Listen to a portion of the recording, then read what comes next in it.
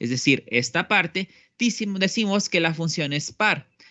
Pero si te queda casi la misma función, pero afectada por un negativo, ahí decimos entonces que la función es impar, ¿sale? Por ejemplo, observa, tienes aquí dos polinomios, el 3x cuarta menos 2x cuadrada más 5 y el polinomio 2x quinta menos 7x cúbica más 4x. Vamos a averiguar si esas funciones son pares o impares. Para ello, para la primera, que es esta, la f, vamos a evaluarla en menos x para que tú puedas observar qué es lo que pasa. Al evaluarla en menos x, quedaría aquí 3, en lugar de la x es menos x, a la cuarta, menos 2, en lugar de la x, observa cómo pongo menos x, y luego aquí lo que es un 5. Al hacer esto, menos x a la cuarta es x cuarta, por el 3, 3x cuarta. Luego menos x al cuadrado es x cuadrada, por menos 2, menos 2x cuadrada. Y luego más 5. ¿Qué opinas con esta parte? Quedó exactamente, al evaluarla de menos x, ¿quedó exactamente lo mismo que en la regla de correspondencia o cambió en algo? Es lo mismo. Es lo mismo. Da Por lo igual. tanto, aquí lo que decimos es que esta función es par. Ahora, evaluamos la otra función que es g en menos x, esta.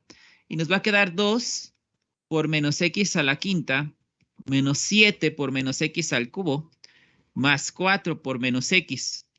Y entonces menos x a la quinta es menos x quinta. Por el 2 va a quedar menos 2x quinta. Luego en el siguiente es menos x al cubo es menos x cúbica. Por el menos de aquí va a quedar más 7x cúbica. Y el último es 4 por menos x menos 4x.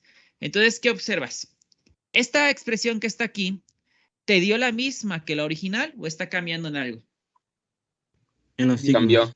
Los signos, ¿no? Porque de hecho, si tú factorizas un menos, aquí te puedes dar cuenta que es menos por 2x quinta menos 7x cúbica más 4x al factorizar un menos. Entonces te das cuenta cómo es exactamente la función original, pero afectada por un menos, que es lo que te decía aquí. La función original, pero afectada por un menos. En estos casos decimos que la función es impar, ¿sale? Entonces tenemos que es par o que es impar. Así es como se obtiene. Las preguntas serían, ¿y qué significa que sea par? ¿Qué significa que sea impar? Bueno, gráficamente es esto. Una función que es par es aquella que es simétrica con respecto al eje Y. Entonces, repito, una función que es par es aquella que es simétrica con respecto al eje Y. Por ejemplo, aquí observa la gráfica de la función que acabamos de determinar que es par y te puedes dar cuenta cómo exactamente es simétrica con respecto al eje Y, o sea que tiene la misma expresión por el lado izquierdo del eje Y y tiene la misma gráfica por el lado derecho del eje Y, como si fuera una especie de espejo. Ahora, ¿qué significa que sea impar? Una función que es impar es aquella que es simétrica, pero con respecto al origen del sistema de coordenadas. Repito, una función que es impar es aquella que es simétrica con respecto al origen del sistema de coordenadas. Un ejemplo es el que estás observando aquí. Tienes tu origen, tienes exactamente las mismas partes, digamos, por la izquierda y por debajo, o sea, no solo por la derecha del eje Y, sino también por debajo, obsérvalo, y también ocurre lo mismo en la otra parte. En este caso decimos que es simétrica con respecto al origen del sistema de coordenadas. ¿Qué ventajas o qué me ofrece el conocer que las funciones sean pares o impares? Concretamente, que una función sea par o impar, una de sus principales utilidades es a la hora de calcular integrales definidas, ya que al conocer que una función es par o impar, te ayuda bastante en el proceso o te ahorra bastante procedimiento a la hora de calcular una integral definida. ¿Y para qué voy a querer esas integrales, por ejemplo, en el futuro? Ustedes concretamente son de mecatrónica, ¿no? Mecatrónica utiliza mucho lo que son las series de Fourier. Y las series de Fourier para encontrarlas requieren de mucha integración. Y como requieren de mucha integración, es muy importante conocer si una función es par o impar porque te puede ayudar a ahorrarte bastante procedimiento. En cambio, si no sabes, no tienes idea de su existencia de las funciones pares o impares, vas a hacer un procedimiento increíblemente largo que pudiste haberte ahorrado si tuvieras este conocimiento previamente. Pero ahora ya tienes la base de qué significa que una función sea par o impar para que posteriormente lo ocupes en cálculo integral y posteriormente ese conocimiento de cálculo integral lo ocupes hasta el cuarto semestre en ecuaciones diferenciales y series de Fourier y ya luego lo ocupes en tus materias de especialidad en quinto y sexto semestre. Entonces todo se va conectando poco a poco. Ahora, Pero la pregunta sería, ¿por qué se les llama pares? Bueno, el nombre de pares o impares se les dio simplemente por el hecho de que al parecer cuando tú graficas una función donde todos los exponentes de la función identidad son números pares, por ejemplo aquí 4 y 2, resulta que su gráfica es simétrica con respecto al eje Y. Por eso se le decidió simplemente decirle función par, por ese simplemente hecho, aunque no siempre sean polinomios. Y lo mismo ocurre con las funciones impares. Si te das cuenta que sus exponentes son números impares 5, 3, 1, y cuando se grafican este tipo de funciones que cumplen esa condición, resulta que son simétricas con respecto al origen. Por lo tanto, se decidió llamarlas funciones impares, aunque no siempre sea un polinomio lo que grafiques, pero se le decidió que se le quedara ese nombre de pares e impares. Ahora, ¿toda función siempre tiene que cumplir esto? No, no toda función siempre va a cumplir eso, ya que aquellas funciones que no cumplan ni la primera ni la segunda, tú simplemente puedes decir que la función no es impar ni tampoco impar, o sea, no es par ni impar, o simplemente que no tiene simetría. También puedes decirlo así, no tiene simetría esa función, ¿sale? No todas las funciones tienen que ser pares o impares, pueden no ser ninguna de las dos cosas, es decir, que no tienen simetría. ¿Sí les quedó claro qué es esto de las funciones pares o impares? Sí. ¿Sí? Bueno, pero se les vaya a olvidar, cuando se los pregunten, si tienen que saber. Bueno, entonces, y también vamos a ver aquí en esta misma materia otras cosas para que nos pueden ir ayudando. Pero por ahora, pues ya hemos comprendido qué son las funciones pares o impares. Por eso se dan cuenta en las funciones trigonométricas, yo les señalaba que el coseno era par, que el seno era impar, o sea, les iba señalando cada una de sus propiedades del coseno y el seno, ¿sale? Entonces, bueno, ¿sí recuerdan que se abordó eso ayer o ya no checaron esa parte? Bueno, creo que no lo checaron. ¿Cómo dijo? Cuando el coseno y el seno que era par o impar, ¿sí lo checaron? Yo sí, un poco. Bueno, entonces hagan de cuenta. Otra ventaja es la siguiente. Si yo les escribo, cosas, por ejemplo, que están viendo las trigonométricas, coseno de 3pi, y yo les escribo aquí coseno de menos 3pi, y les digo, por ejemplo, que el valor del coseno de 3pi es menos 1, ¿cuánto creen que dé el coseno de menos 3pi? 1. 1. No, lo mismo, menos 1. ¿Por qué? Sería lo mismo, ¿por qué lo mismo, no? Si supone que aquí hay un signo diferente. Porque el coseno es una función par. Eso quiere decir que cuando tú la evalúes en un número y lo evalúas exactamente en el mismo número pero negativo, te va a dar lo mismo porque el coseno es una función par, ya que estás haciendo referencia a esta parte, a esto que está aquí, que cuando tú evalúas una regla de correspondencia en el positivo pero lo evalúas tanto en el negativo, si resulta que son lo mismo, es que son funciones pares. Eso quiere decir, cuando tú digas que una función es par, siempre que tú la evalúes en un número positivo o en el mismo número pero negativo, te va a dar siempre lo mismo. Y yo el día de ayer les comenté por qué decíamos que el coseno es par. Por eso si tú pones el mismo número, no importa positivo o negativo, te va a dar siempre la misma cantidad. En cambio, con el coseno no pasa eso. Con el coseno sí, con el coseno es impar, o sea que te va a dar el mismo número pero con signo cambiado. ¿Sale? Entonces eso es lo que hay que ir recordando para que veas otra de las propiedades de lo que tiene el coseno.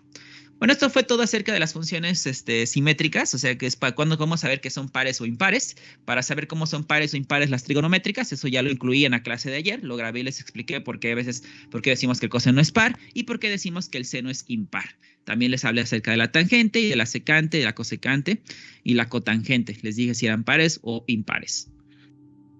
Ahora, vamos a pasar los ejemplos donde vamos a retomar lo que ustedes habían estudiado el día de ayer. En este caso dice, escriba la función en la forma f círculo g y determine su dominio. Si tú observas, en estos casos estoy involucrando funciones trigonométricas para poder calcular lo que es su dominio. Como me está diciendo primero, escríbela en la forma f círculo g, quiere que tú está dándote a entender que la función h, que es la que está aquí, no es más que una función compuesta entre una función f con una función g. Lo que quiere el problema que le digas es quién es esa función f y quién es esa función g que al combinarse dieron como resultado a esa función h que tú tienes ahí en el ejemplo. Lo que quiere que le digas tú. Entonces, yo voy a decir que la función f es simplemente seno de x y que la función g es simplemente raíz de x. F es seno de x, g es raíz de x. ¿Cómo lo sé?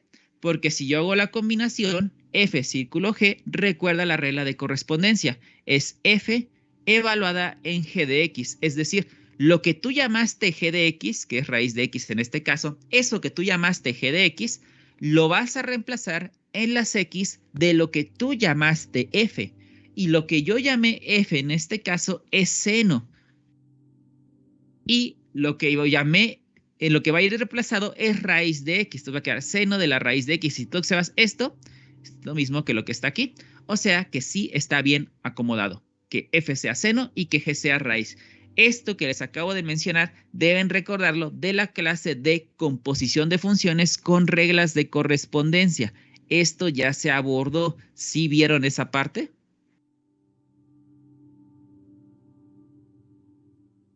O ni siquiera lo vieron. Si no lo vieron, ya no van a entender nada de aquí. Solo fueron 20 minutos y fue una clase de un día viernes. Si no mal recuerdo. ¿Sí vieron esa parte? Bueno, no, pues el mal es para ustedes porque el miércoles es su examen. Bueno, ya vi quién es F y quién es G. Me pide calcular su dominio. Pero ¿para qué me va a decir que calcule? ¿Para qué me pidió lo de F círculo G si quiere el dominio? Porque si tú visualizas una función compuesta de la forma F círculo G, como les platicaba en aquella clase, les resulta más sencillo encontrar el dominio.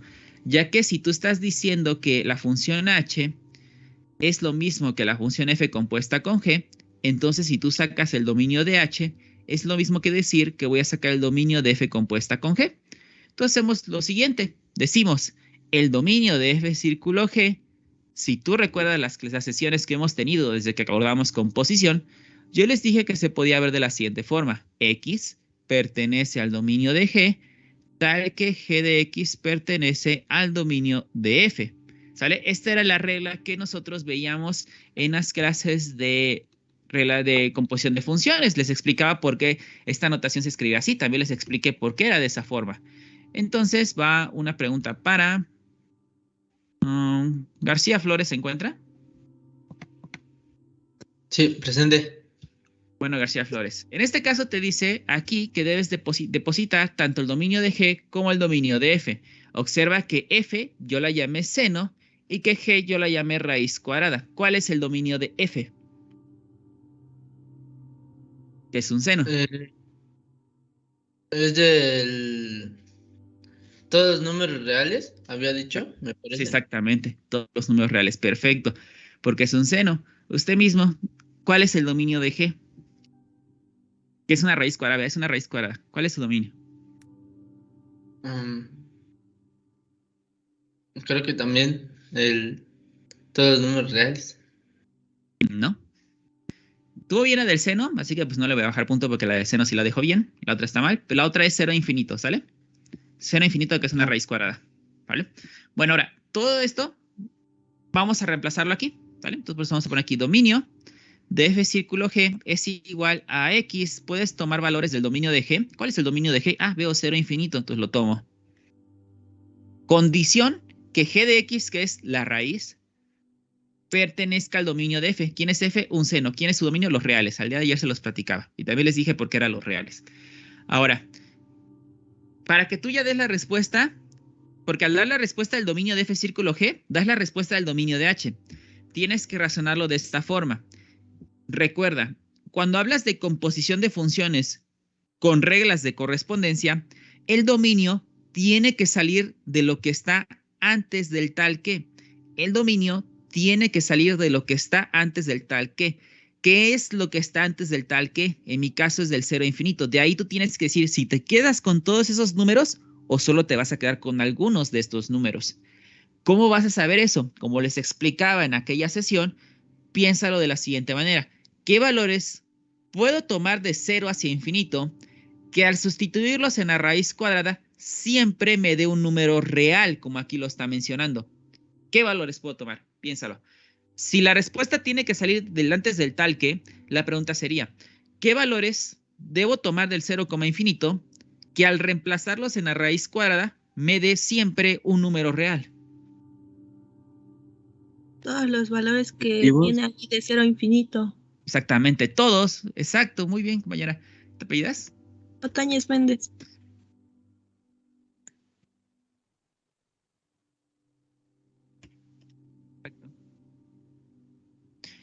Los puntos para, digamos, ¿cómo decirlo? Para la recompensa extra es 22 puntos mínimo. Pues pueden juntar durante todo el semestre, durante todas las unidades. ¿Cuál es esa recompensa? Que posiblemente exenten un examen, ¿sale? Esa es la posible recompensa. Entonces ya suma, como ya lleva medio camino. Entonces todavía falta presentar examen de límites, derivadas y aplicaciones. Si logra juntarlo antes de que llegue el de aplicaciones, podría exentar el último examen. Igual los demás que llevan por ahí 9 puntitos, ¿vale? Entonces, bueno, como dijo su compañera, pues todos los valores eran infinito. ¿Por qué todos esos valores? Porque pues se supone que la raíz cuadrada te acepta 0 a infinito. Todos los valores 0 hacia infinito. Y al aceptarte todos los valores de 0 hacia infinito, tú sabes que una raíz cuadrada siempre te va a dar una respuesta. Y esa respuesta siempre va a ser un número real. Por eso te quedas con todos. ¿Sí entienden todos este razonamiento? Sí. Bueno, Sí. entonces podemos, conclusión, dominio de H, que es lo mismo que el dominio de F círculo G, es 0, hacia infinito. Y ahí está. Ya hemos hecho lo que nos pide el problema. ¿Dudas hasta aquí? Si no, para que haya otro ejemplo. ¿Hay ninguna duda? Bueno, No. entonces hacemos otro ejemplo para que pues les quede un poquito más claro. Vamos a hacer la misma instrucción, encontrar F círculo G y encontrar el dominio de H, ¿sale? Entonces, para poder encontrar el dominio de H, primero vamos a visualizar esta función compuesta, bueno, esta función H como una composición entre la función F y la función G. Entonces, ustedes tienen que decirme quién es la función F y quién es la función G. ¿Quién creen que sea aquí la función F? La Raíz raíz de cuadrada de X. Exactamente, la raíz cuadrada de X y G, el coseno. X. Perfecto. Muy bien. ¿Cómo saben que están bien para los demás? Simplemente hagan la regla de correspondencia. Recuerden, todo esto ya se explicó. ¿Qué te está diciendo? En hasta el x de f vas a sustituir al coseno de x, ¿sale? ¿Quién es f? Raíz de x. Su x, ¿por quién la vas a cambiar? Por coseno. ¿Qué te queda? Raíz del coseno de x. Entonces, está bien, porque nos dio lo mismo. F y g están bien colocadas. Por lo tanto, decimos que el dominio de h es simplemente el dominio de f círculo g. Por lo cual, sacamos el dominio de f círculo g. Y ese dominio es x pertenece al dominio de G, con la condición de que G de X pertenece al dominio de F. Por lo cual, yo necesito como datos dominio de G y dominio de F. Dominio de F es el más simple, es una raíz cuadrada. Por lo tanto, su dominio va desde 0 hacia infinito. Ahora dice dominio de G y G es un coseno. ¿Cuál es el dominio del coseno? Todos los reales. Todos los reales, exactamente. Todos los números reales. Exacto, todos los números reales. Muy bien, entonces todos los números reales. Vamos a acomodar todo esto en lo que acabamos de escribir el dominio de F círculo G y vamos a ver cómo razonaremos para dar nuestra respuesta. Quedaría así, dominio de F círculo G va a ser igual a X pertenece al dominio de G, que es todos los reales, con la condición de que G de X, ¿quién es G de X? G de X es coseno, con la condición de que coseno de X pertenezca al dominio de F, que es 0, infinito. Entonces la pregunta aquí sería así, piénsenlo detenidamente. ¿Qué cantidad o qué números del conjunto de los números reales puedo tomar que al sustituirlos en un coseno siempre me dé una cantidad positiva? Esa es la cuestión. Si se dan cuenta, podríamos empezar a dar como que valores, decir, por ejemplo, como dijo su compañero, de 0 a infinito, quizás de 3 hacia 9, pero aquí hay un problema, porque aquí no es tan sencillo. Por ejemplo, vean, en la pasada pues estaba fácil, nada más tenía que dar un número real, no le importaba que fuera, digamos, cierta cantidad en específico, solo que fuera un número real. Por eso ahí dijimos rápido, pues era infinito, ¿no? El dominio. Pero aquí se te está diciendo algo, quiero que sea positivo. Si recuerdas la clase de ayer, el coseno se podía hacer tanto positivo como negativo. O sea que según el número que tú le asignaras a coseno, este puede que fuera positivo o bien puede que fuera negativo. Por lo cual, aquí sí hay que tener cuidado porque estamos en todos los números reales. En este tipo de funciones trigonométricas, cuando tú ya no puedes dar la conclusión así tan rápido, decir qué números van a ser, necesitas proceder a graficar a esa función trigonométrica. En este caso voy a proceder a graficar al coseno. Me paso a esta parte a GeoGebra y graficamos lo que es el coseno. Escribimos la palabra cos y ponemos aquí lo que es una X. Coseno de X graficado. Ahora, para que tú puedas decir, por ejemplo, aquí te está diciendo, yo quiero que me digas cuándo el coseno va a ser positivo. Gráficamente el coseno es positivo siempre que su gráfica esté por encima del eje X. ¿Dónde su gráfica está por encima del eje X? O sea, sí, no sé si pueden alcanzar a notar que esta gráfica siempre se va a mantener por encima del eje X. Aquí está por encima del eje X. ¿Sí notan cómo la gráfica está encima del eje X? Sí. También aquí. Vean, también aquí. También aquí. ¿Serán las únicas regiones? No, son varios. No, de hecho, tiende más. De los ¿Por dos qué lados. se...? ¿Es Exacto. periódica? Porque es Exacto, esa es periódica. la palabra. La gana Es una. compañero. ¿Quién fue el primero que dijo periódica? Fue un compañero que habló medio bajito. Figueroa Juárez. Exactamente. O tenías un -2, no sé por qué, pero ahora tienes un -1. Ya te quito uno negativo. Muy bien, porque es periódica, exacto. Así que es periódica, se repite y se repite y se repite y se repite. Y puedes seguir todo lo que quieras, siempre se va a repetir. Y no solo por el lado derecho, también por el lado izquierdo, ¿sale? También por el lado izquierdo va a pasar lo mismo. Entonces aquí tenemos un problema. Son muchas regiones donde el coseno sí va a dar positivo, pero también son muchas regiones donde el coseno también se hará negativo. Porque, por ejemplo, estas regiones que están aquí abajito, en esas el coseno se va a hacer negativo. Entonces hay que ver cómo descartar a esas regiones que hacen que el coseno sea negativo, porque a mí solo me interesa que el coseno sea positivo. Y date cuenta que es, en este caso, te está diciendo positivo o cero. Positivo o cero. Entonces también hay que contemplar dónde se haga cero el coseno. Una función, gráficamente, ¿cómo sabes dónde se convierte en cero? Simplemente cuando su gráfica toque al eje X. Por ejemplo, aquí date cuenta que la gráfica está tocando en este punto el eje X. Aquí te toca el eje X otra vez y otra vez y otra vez. También lo hace por el lado izquierdo. Cada vez que una gráfica toque al eje X significa que la función se convirtió en cero en ese punto. ¿Sale? Bueno, ya tenemos toda esa idea. Vamos a buscar la forma en conseguir esto, en que podamos ver dónde se convierte en cero, dónde es positiva y dónde va a ser negativa. Si te das cuenta aquí los valores, como que dicen, bueno, más o menos por aquí se convierte en cero entre el 1 y el 2, pero quién sabe qué valores sean.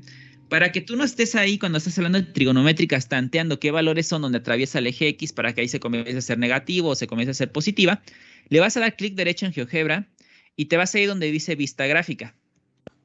Te vas a ir donde dice eje X y aquí donde dice la distancia, normalmente siempre está siempre está así la distancia, siempre está con el 1 y siempre está aquí sin iluminar. Entonces lo que tú vas a hacer en esta parte es darle clic aquí a la distancia y le vas a señalar, por ejemplo, pi medios, ¿vale? Pi medios, que eso quiere decir que tú quieres que te gradúe lo que es el eje X de pi en pi medios. Y observa, si quitas esto, te das cuenta, ya va 0, pi medios, pi, 3 pi medios, etcétera. Y ya puedes ver claramente dónde la función trigonométrica está atravesando al eje X, ¿vale? Bueno, entonces ya teniendo en cuenta eso, vas a hacer lo siguiente. Vamos a dividir estas regiones que están por encima del eje X, donde es positiva el coseno, en la parte central. A esta la voy a llamar la central, ¿sale? ¿Por qué la voy a llamar la central? Porque si te das cuenta, una porción de esta parte donde el coseno es positivo, una porción está a la izquierda del eje y otra porción está a la derecha del eje Y. ¿Sí pueden notar esa parte? Que una partecita está en la parte izquierda y otra en la parte derecha. Sí. Bueno, y a las que estén obviamente hacia la izquierda, vamos a llamarlas las regiones de la izquierda, y las que estén a la derecha, pues las regiones de la derecha. Entonces, vas a hacerlo de la siguiente manera. La parte central, que es una región en la que el coseno es positivo, ¿entre qué números está? O sea, ¿entre qué números está esa parte de la gráfica que es positiva? Entre menos pi sobre 2 y más pi sobre 2. Exactamente, más pi medio sobre 2, ¿no? Entonces vamos a poner aquí, vamos a hacerlo así. Vamos a poner aquí la parte central, vamos a poner aquí, la central es que va de menos pi medios hacia pi medios. De menos pi medios hacia pi medios estamos contemplando esta parte, ¿sale? Muy bien. Pero ahora, la pregunta que tú te tienes que hacer en estos problemas es, ¿le pongo corchete o le pongo paréntesis? Aquí la respuesta es, le pongo corchete. ¿Por qué? Porque si te das cuenta, te está diciendo cuándo el coseno es mayor o igual. Recuerda que este corchete es mayor o igual. O sea que también quieres saber cuándo se convierte en cero. Y yo te había dicho que un coseno o una gráfica o una función se convertía en cero cuando su gráfica tocaba el eje X. Y te das cuenta, aquí toca el eje X y aquí toca el eje X. Por eso le puse el corchete también, porque en la parte central estás considerando tanto la parte positiva del coseno como una parte donde se convierte en cero. Por eso le pongo corchete. ¿Sí le entendieron por qué le pongo corchete? Sí. Ahora, imagínate, que no fuera mayor que igual que 0, que tuviera tocado aquí un paréntesis, por ejemplo, un paréntesis. ¿Creen que debería poner corchete entonces? No, paréntesis. No. Entonces aquí pondrían paréntesis. Entonces tengan cuidado con eso. Fíjense si les piden mayor o igual a 0 o mayor que 0. En este tipo de ejercicio siempre es así, o mayor o igual que 0 o mayor que 0. Nada más ustedes vean si le conviene paréntesis o corchete, según lo que tengan aquí. En este caso, para mí, corchete. Entonces, ahora vamos a crear las partes de la derecha. Vamos a ver cómo se van comportando los intervalos de la derecha. Voy a recorrer un poquito. Y, por ejemplo, observa estas 3 regiones que están a la derecha, donde son positivas, son las que siguen inmediatamente. La primera región que está a la derecha, si te das cuenta, está atrapada en 3 pi medios y 5 pi medios. ¿Sí pueden, sí alcanzan a ver los numeritos o no los ven? Sí. ¿Sí? Bueno, entonces entre 3 pi medios y 5 pi medios. Entonces aquí la vamos a poner 3 pi medios y 5 pi medios. Observa, aquí era 3 pi medios, no sé por qué puse 5. Luego aquí 5 pi medios. Y observa cómo le pongo también corchetes, porque también estoy considerando que aquí se hizo también 0 el coseno. El que sigue, 7 pi medios, 9 pi medios. 7 pi medios, 9 pi medios. El que sigue, en este caso, es, en este caso, 11 pi medios y 13 pi medios. Entonces aquí, 11 pi medios y 13 pi medios. Y hasta aquí voy a poner unos puntos suspensivos, porque como te dije, al ser periódica van a ser muchas infinitas regiones, ¿no? Pero con que tú pongas unas cuantas representativas te vas a dar cuenta de algo. No sé si puedas notar que, por ejemplo, esto lleva un patrón. O sea, vean, los números de la parte izquierda del intervalo se van incrementando de 4 en 4. Mira, 3 pi medios más 4, 7 pi medios más 4, 11 pi medios. ¿Cuál creen que debería ser el siguiente entonces? 15 pi medios. 15 pi medios. Y el siguiente debería ser 15 pi medios. ¿Y el siguiente cuál debería ser? 17. 17. Dios. Vamos a ver si es verdad lo que acaban de decir. Y aquí está, en esta parte. No sé si alcancen a ver. Aquí está el 17 pi medios y no sé si alcancen a ver el 15. Es que lo traza la línea, pero aquí está el 17 pi medios que ustedes habían dicho. Vean, aquí está el 17 pi medios que habían dicho y el 15 pi medios aquí está. No, creo que no se alcanza a ver. Se hace muy chiquito, pero este es un 15, ¿eh? Si lo alcancen a ver. Y bueno, entonces ahora no sé si pueden notar entonces que esto nos dice algo. Siempre va a llevar ese patrón. Bueno, como siempre va a llevar ese patrón, entonces para dar el dominio de una función trigonométrica, ustedes deben crear alguna fórmula que represente cada uno de estos intervalos. Pero antes de crear esa fórmula, vamos a ver cuáles son los intervalos que hay a la izquierda, porque también a la izquierda estaba pasando eso, ¿sale? Entonces vámonos a la izquierda. Los intervalos a la izquierda donde coseno sea positivo. ¿Cuál sería el primer intervalo? De menos Si los 3 medios a menos 5 pi medios. Exactamente. Y ese lo voy a colocar aquí. Menos 5 pi medios a menos 3 pi medios. Recuerden que en un intervalo siempre va a la izquierda la parte más pequeña y luego la parte más grande, ¿sale? Entonces, el que sigue sería de... Bueno, no sé si alcancen a ver, este es un 9. O sea, este que está aquí. Este es un 9, ¿sale? Entonces, ahora sería menos 9 pi medios a menos 7 pi medios. Entonces, ponemos aquí. Menos 9 pi medios a menos 7 pi medios. Otro intervalo nada más para que vean el patrón. Aquí sería menos 13 pi medios a menos 11 pi medios. ¿Qué opinan? ¿También llevará una secuencia o este no? Sí, también. Sí, lleva Bien, las Bien. consecuencias. Una vez que ya colocaron esto, ya pueden darme a entender que esto siempre va a llevar un patrón. Entonces hay que empezar a crear una formulita que me dé todos los intervalos de la derecha y todos los intervalos de la izquierda. Esas formulitas clásicamente deben llevar una nueva letra y esa nueva letra por lo general es n, aunque puede ser otra. Les ayudo a crearla de la siguiente manera. Vamos a crear aquí una fórmula que me dé los intervalos de la derecha y una fórmula que me dé los intervalos de la izquierda. Pero les hago un recordatorio. La fórmula que tú pongas de este lado tiene que darte todos los intervalos de la derecha respetando este patrón, pero además debe darte también el intervalo central. Lo mismo ocurre con la fórmula del lado izquierdo. Debe darte todos los valores que están a la izquierda, pero además también debe darte la parte central. ¿Por qué ambos tienen que darte la parte central? Porque como viste aquí gráficamente, ambos compartían esta parte central, tanto la de la izquierda como la derecha. Por eso es que ambas fórmulas deben darte esta parte central, ¿sale? Bueno, entonces ahora observamos. algo interesante que tú puedes observar, por ejemplo, en los intervalos de la derecha, es que siempre está involucrado un pi sobre 2, pi sobre 2, pi sobre 2. Entonces de ahí puedes agarrarte y decir, bueno, siempre va un pi sobre 2. Y ahora, también como debo considerar que la parte izquierda me dé un menos pi sobre 2, yo podría decir, bueno, le voy a meter aquí un signo para que me dé la parte izquierda del intervalo central, porque hace cuenta, primero voy a crear la formulita que me va a dar los elementos de la izquierda, o sea, de los pares ordenados, pero los izquierdos, y luego los pares ordenados, pero los derechos, ¿saben? Y le voy a poner, por ejemplo, en esta parte, un npi. ¿Qué es n? N va a ser una especie de contador, que va a iniciar, por ejemplo, que va a tomar primero el valor de 0, luego va a tomar el valor de 1, luego va a tomar el valor de 2, luego el valor de 3 y así con esa tendencia. Por ejemplo, si n toma el valor de 0, tiene que darte el intervalo central. Cuando n tome el valor de 1, tiene que darte el primer intervalo de la derecha. Cuando n tome el valor de 2, tiene que darte el siguiente intervalo. Cuando n valga 3, el siguiente. Cuando n valga 4, el que sigue. N valga 5, el que sigue. Y así sucesivamente. Eso es lo que va haciendo n. ¿Sí entendieron lo que hace n? Sí. Sí. Ahora veamos si es verdad. O sea, ya dije lo que debe hacer. Ahora vamos a ver si sí lo está haciendo. Cuando n valga 0, va a ser 0 por pi, 0.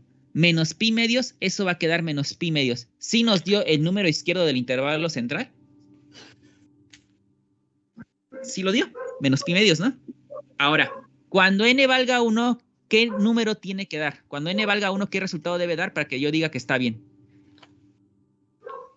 Menos 3 pi medios. O 3. 3 pi medios positivo, ¿no? 3 pi medios, sí. 3 pi medios. Ahora veamos, vamos a ver si es verdad. N vale 1. 1 por pi, pi. Un entero de pi. Quítale un medio de pi. ¿Cuánto es eso? Medio de pi. Entonces, ¿dio lo que estaba aquí? No, entonces está mal nuestra fórmula. ¿Dónde le pondría? A ver, compañero, ¿dónde le pondría el 2? Antes 2 n pi menos pi sobre 2 para que ya nos dé el... 3 pi medios, exacto, bien. Lo digo a su compañero, bueno, antes de que se me olvide, ¿cómo te pidas? Duarte Fuentes.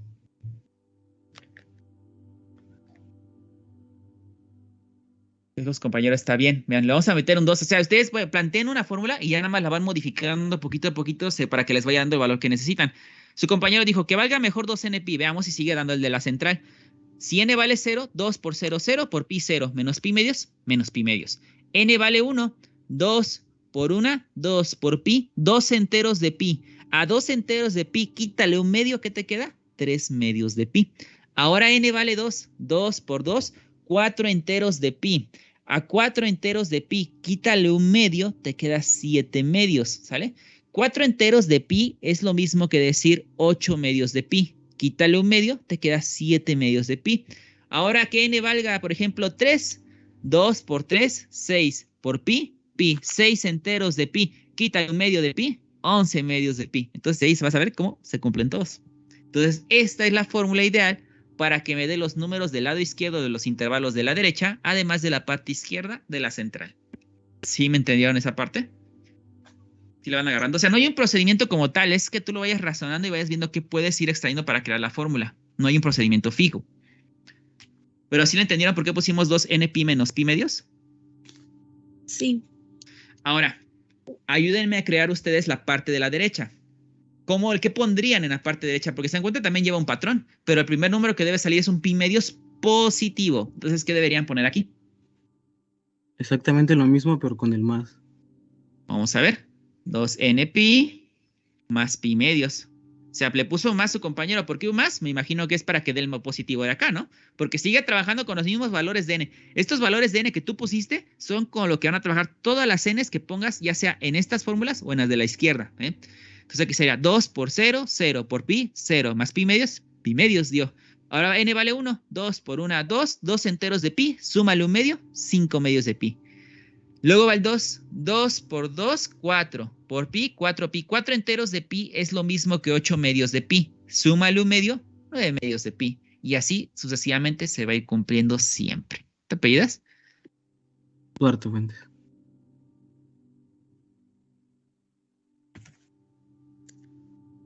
Perfecto. Entonces, ya está la fórmula. Ya se creó la fórmula de la parte derecha. Esto siempre nos va a dar todas las regiones. ¿Por qué se representa mediante una fórmula? ¿Por qué no decir un intervalo en específico? Porque como tú viste aquí, son infinitas regiones que están a la derecha. Todas esas infinitas regiones las representas con un intervalo de esta forma. Ahora vamos a crear los de la izquierda, pero si te das cuenta, se parecen mucho a los que están a la derecha, o sea que la estructura debería ser similar.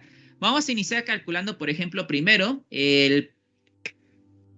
los de la parte izquierda, del lado izquierdo, los elementos del par ordenado del lado izquierdo, de los lados de la izquierda. Primero quiero que me salga un menos pi medios. Si te das cuenta, podemos igual poner el menos pi medios, como aquí, porque quiero que me salga un menos pi medios. Pero ¿qué número creen que deberíamos colocar aquí? Por ejemplo, a ver, vamos a preguntar a alguien en específico. Vamos a ver. Tolentino Sánchez, perdón. ¿Se encuentra? Sí. ¿Qué número crees que deberías colocar aquí? Según lo que hemos explicado.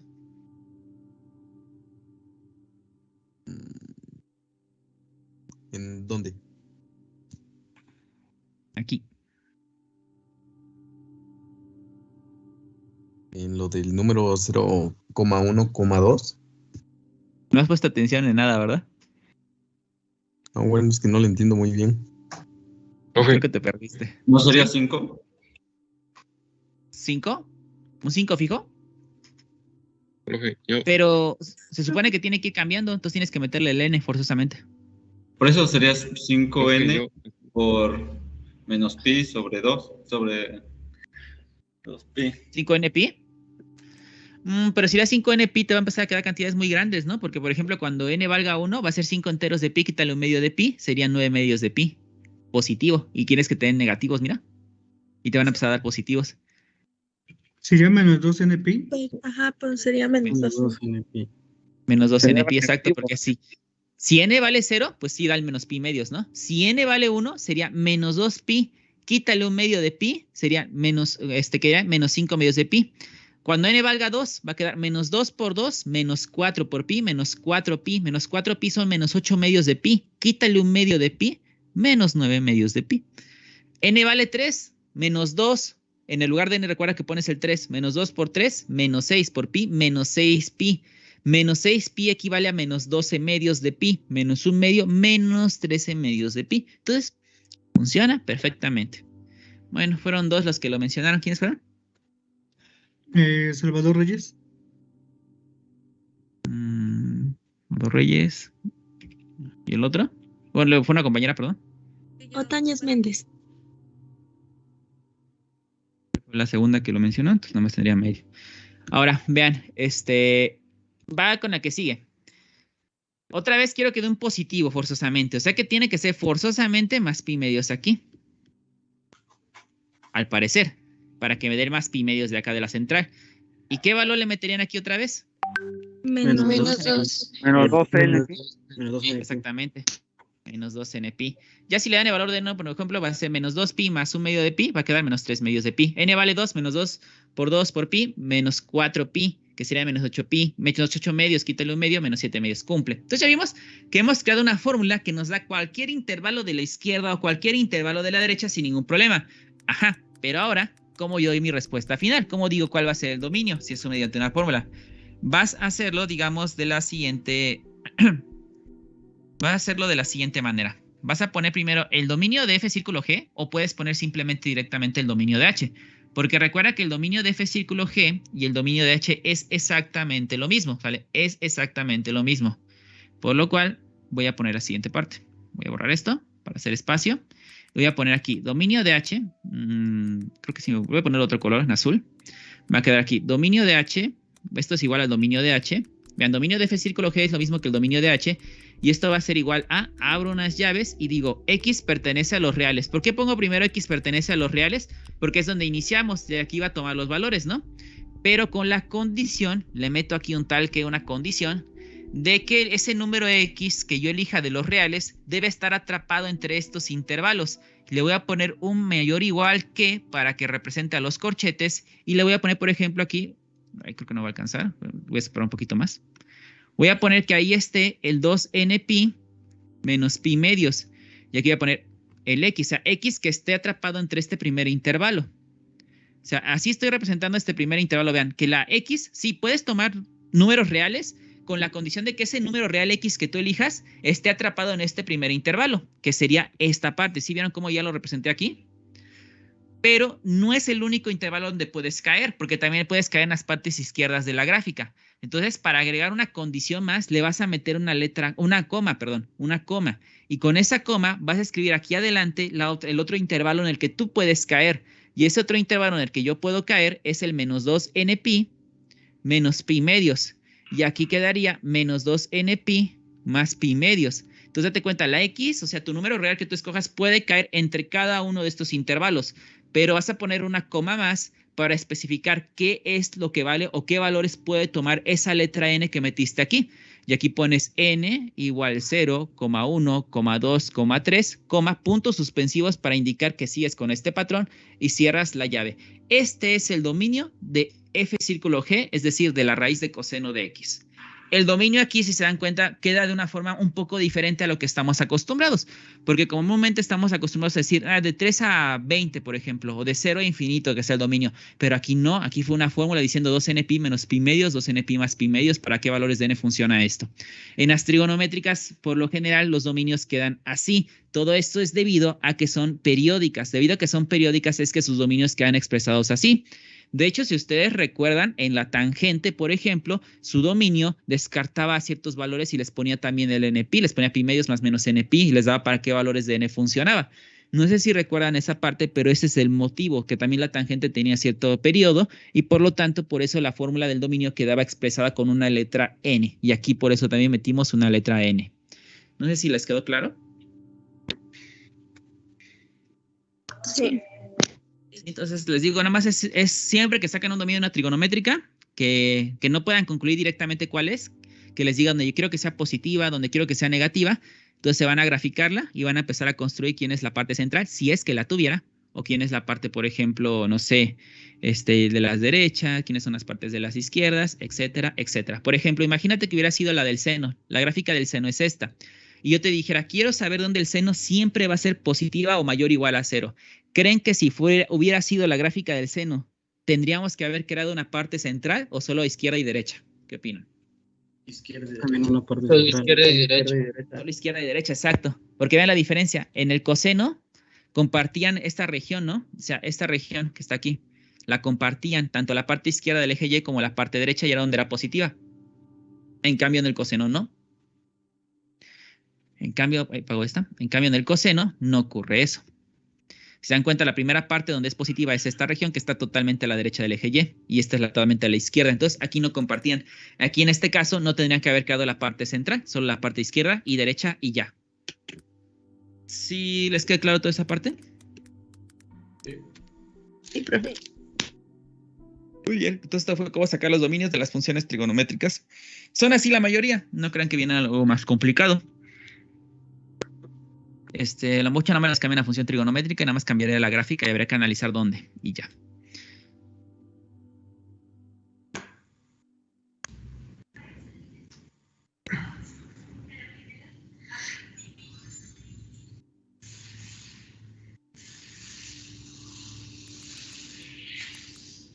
Alcántara Vera.